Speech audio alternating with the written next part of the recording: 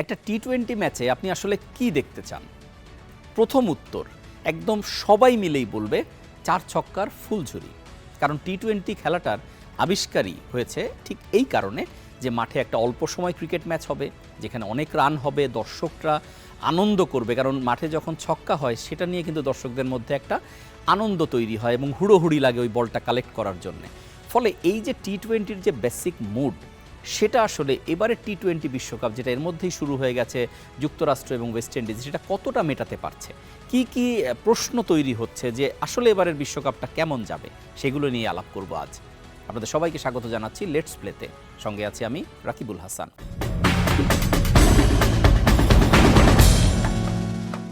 আসলে শুরুটা হয়েছিল দারুণ একটা ম্যাচ দিয়ে, যেখানে যুক্তরাষ্ট্রের প্রতিপক্ষ ছিল কানাডা এবং সেই ম্যাচে যুক্তরাষ্ট্র হোম সাইড, প্রথমে কানাডা ব্যাট করলো এবং কানাডা করলো ১৯৪ রান, যেটা অনেক ভালো স্কোর। এবং সেরকম একটা স্কোরে একটা শঙ্কা তৈরি হয়েছিল যে স্বাগতিকরা কি হার দিয়েই শুরু করবে, প্লাস এই রানটা তো যে কোনো কনটেক্সটে যে কোনো উইকেটে খুবই ভালো রান। ফাইনালি যুক্তরাষ্ট্র সেই ম্যাচটা এমনভাবে জিতলো যেটা প্রথমে একটা ইন্ডিকেশন দিল যে না, একটা শঙ্কা তৈরি হয়েছিল যে এবারের বিশ্বকাপে অত বেশি রান হবে না, ২০০ রানের খেলা হবে না, নিচে খেলা হবে, মানে যদি ১৬০-৫০ এগুলো হয়তো একটা ভালো স্কোর হবে। প্রথম ম্যাচটা কিন্তু আমাদের বলল না, সেরকমটা হওয়ার আশঙ্কা নেই। এবং সেই ম্যাচে আমার যতটুকু মনে পড়ছে প্রায় ২ ওভারের বেশি সময় হাতে রেখে যুক্তরাষ্ট্র জিতে যায় এবং তার পাশাপাশি মাত্র ৩ উইকেট হারিয়ে, মানে ৭ উইকেটের জয় ছিল, মানে খুবই কমফোর্টেবল একটা জয়। এরপর যখন কয়েকটা ম্যাচ গেল তখন কিন্তু সেই যে পুরনো প্রশ্নটা সেটা কিছুটা ফিরে আসলো। যেমন সবশেষ শ্রীলঙ্কা এবং সাউথ আফ্রিকা যে ম্যাচটা হলো নিউ ইয়র্কে, যেখানে কিন্তু বাংলাদেশ সাউথ আফ্রিকার সঙ্গেও খেলবে, সেখানে শ্রীলঙ্কা মাত্র ৭৭ রানে অল আউট হয়ে গেছে এবং সাউথ আফ্রিকা আবার সেই রানটা তাড়া করতে যে ৪ উইকেট হারিয়ে বসেছে। ফলে এই যে একটা লো স্কোরিং ম্যাচ, দুটো মানে বড় দল, যে বড় দল দুটো ইনফ্যাক্ট এদের মধ্যে কোনো একটা দল বিশ্বকাপের সেমিফাইনালও খেলতে পারে, সেরকম দুটো দল যখন মুখোমুখি হলো, সেটা কি খেলা হলো এটা। ৭৭ এবং ৮০, আপনারা যদি খেলা দেখে থাকেন সেই জায়গাটায় অনেক বল লো হয়েছে, আনইভেন বাউন্স, টাইমিং হচ্ছিল না। নিউ ইয়র্কের যে মাঠে, এখানে বাংলাদেশ কিন্তু ভারতের সঙ্গে একটা প্রস্তুতি ম্যাচ খেলেছে, পিচগুলো ড্রপ ইন পিচ বানিয়ে আনা হয়েছে, বসানো হয়েছে, সেখানে এক একটা পিচ এক একটা বিহেভ করছে, সেটা একটা বড় সমস্যার কারণ হয়ে যাচ্ছে।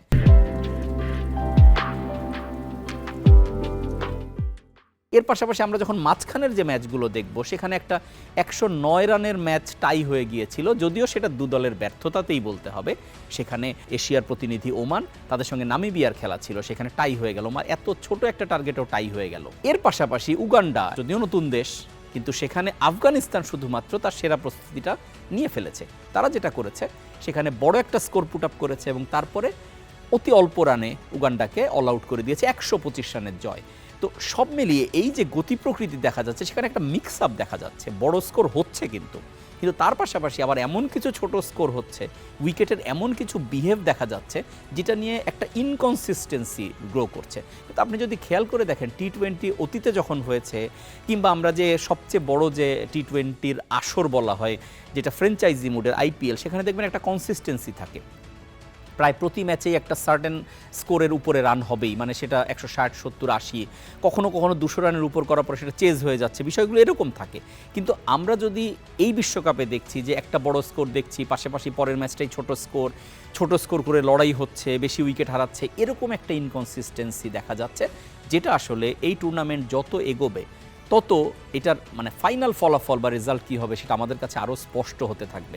তার আগে বাংলাদেশ দল যেহেতু একটু বিপদেই আছে তাদের ফর্ম নিয়ে, তাদের রিসেন্ট পারফরমেন্স নিয়ে, সেই দলটা আবার ৮ তারিখে প্রথম ম্যাচ খেলবে শ্রীলঙ্কার সঙ্গে ডালাসে, যে শ্রীলঙ্কা নানান অভিযোগ তুলেছে এই বিশ্বকাপ নিয়ে। তাদের প্রথম অভিযোগ, তাদের সঙ্গে তারা ফ্লাইটে এক জায়গা থেকে যখন আরেক জায়গা মুভ করছে, সেখানে অনেক লম্বা ট্রানজিট দিতে হচ্ছে, বসে থাকতে হচ্ছে। তাদের হোটেলটা প্র্যাকটিস গ্রাউন্ড থেকে ১ ঘন্টা ৪০ মিনিট দূরত্বে, যেখানে অন্য অনেক দলের উদাহরণ তারা টেনেছে, যেটা কোনো দলের হয়তো ১৫ মিনিট দূরত্বে, কোনো দলের হচ্ছে ২০ মিনিট দূরত্বে, কিন্তু তাদেরটা ১ ঘন্টা ৪০ মিনিট লাগে। এবং এগুলো করতে করতে এসে তারা প্রথম ম্যাচটায় ৭৭ রানে অল আউট হয়ে গেল। ফলে ৮ তারিখ যখন বাংলাদেশের বিপক্ষে তারা খেলবে, সেখানে তারা দুটো ঘটনা ঘটতে পারে। একটা হচ্ছে যে বাংলাদেশ সেখানে এই অ্যাডভান্টেজটা নিতে পারে কিনা, সেটা একটা ব্যাপার। আবার অ্যাজ ওয়েল অ্যাজ শ্রীলঙ্কা চাইবে একদম ক্ষুধার্ত অবস্থায় ঝাঁপিয়ে পড়তে, ফলে এই জায়গাটায় একটা আলাদা আগ্রহ থাকবে।